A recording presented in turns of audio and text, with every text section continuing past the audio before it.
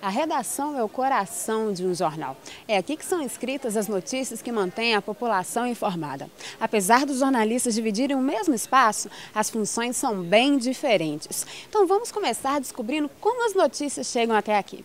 Para isso a gente vai conversar com Álvaro Fraga, subeditor do Cadernos Gerais.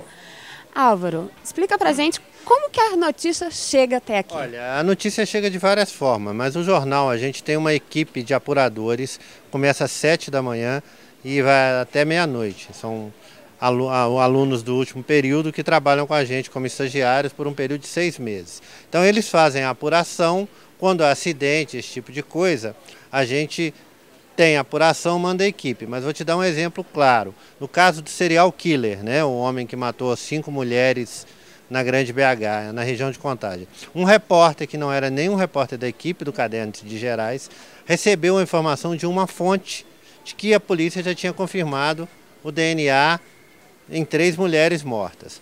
Eu pedi a um repórter da editoria de polícia, quer dizer, da editoria Gerais, mas que cuida da área de polícia, o Pedro Ferreira, que checasse essa informação.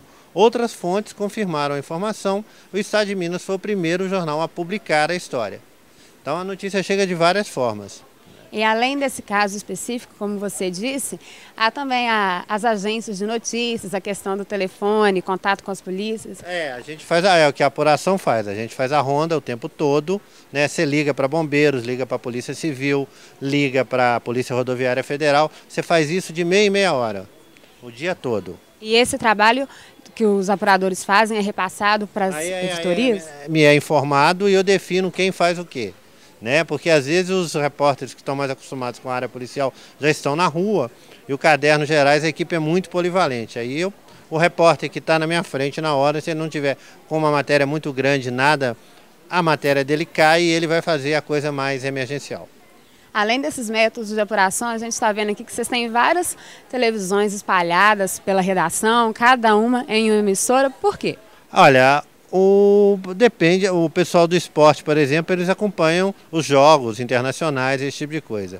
O pessoal de política acompanha TV Senado, TV Câmara, e o Caderno de Gerais a gente acompanha as emissoras de notícia.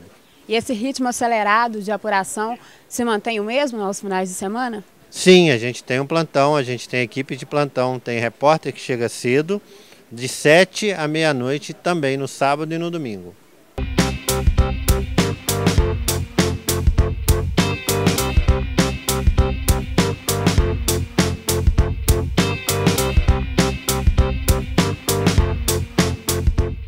O Caderno de Esportes é um dos mais lidos de todo o jornal. Afinal, todo mundo quer saber o placar do último jogo e a posição do seu time de coração.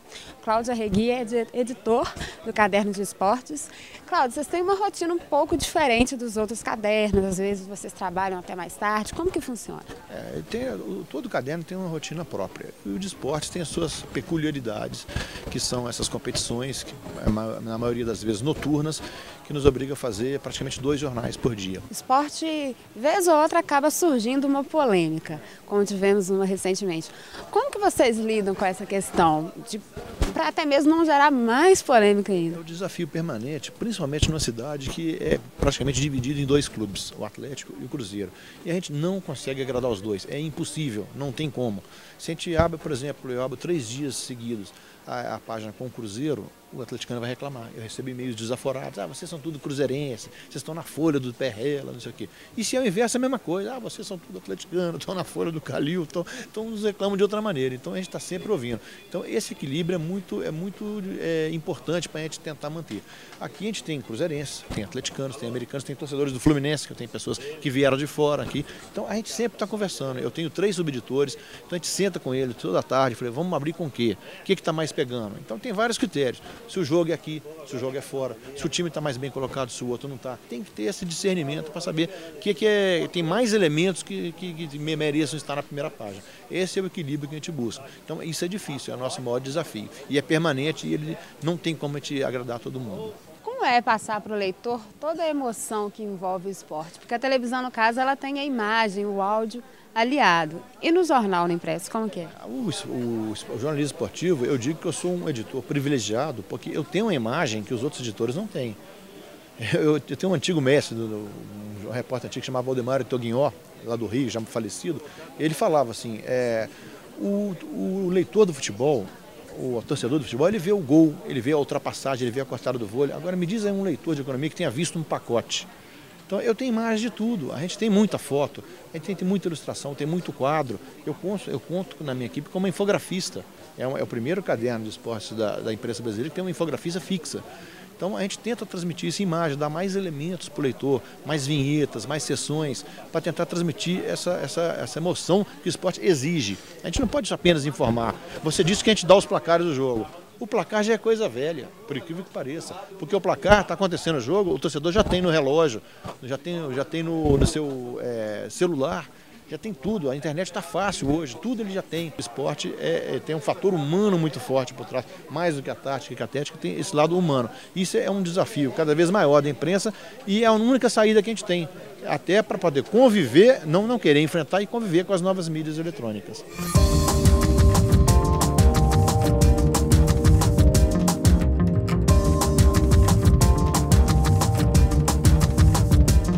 O Caderno de Cultura é um dos mais lidos do jornal. Eu estou aqui com o João Paulo Cunha, que é o editor do Caderno de Cultura do Estado de Minas.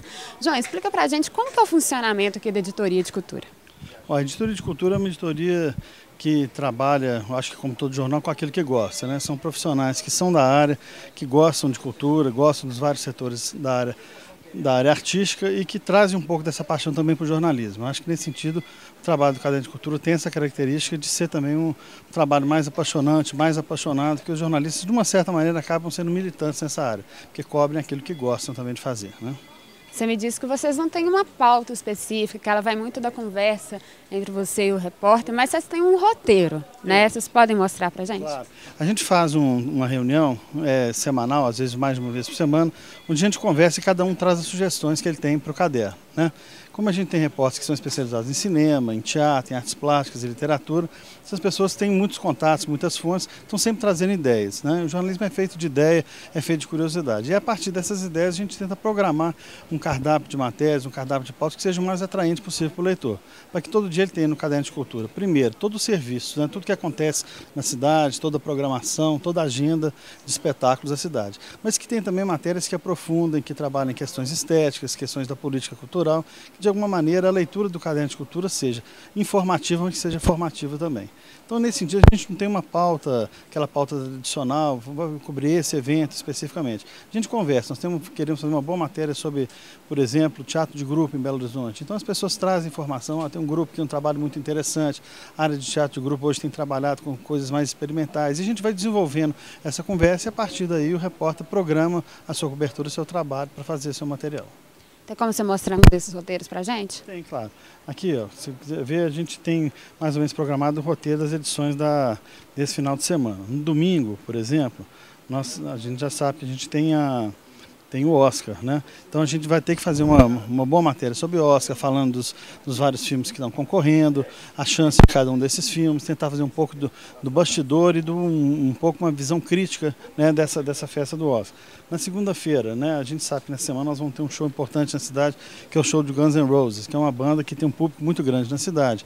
Então a gente está fazendo um bom material também, um material de pesquisa, a gente vai tentar fazer uma boa entrevista com os integrantes do grupo, para que a gente leve para o aficionado do grupo, para quem gosta de música também, informações para que ele possa aproveitar melhor o show também.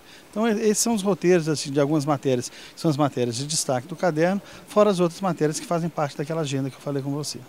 Você já tem aqui uma pré-impressão do que vai para o jornal, você mostra ela para a gente? Claro, claro. As matérias, depois que elas são feitas, né, o repórter trabalha, depois de toda essa discussão de pauta, elas chegam até os editores, né, tem uma equipe de editores, subeditores e editor assistente que fazem uma leitura dessa matéria para ver se o material está completo, se está faltando alguma informação, se é importante checar um outro dado. E depois de tudo isso resolvido, a gente vai fazer o trabalho para selecionar as fotos, as imagens, ver se precisa de alguma arte. Esse material entra na diagramação e ao final do processo de diagramação e de revisão, a gente recebe, né, um print, né, que a gente chama da página, que é como se fosse um espelho do que vai ser publicado no dia seguinte, para que a gente faça a última conferência antes que esse material vá para o Parque Gráfico.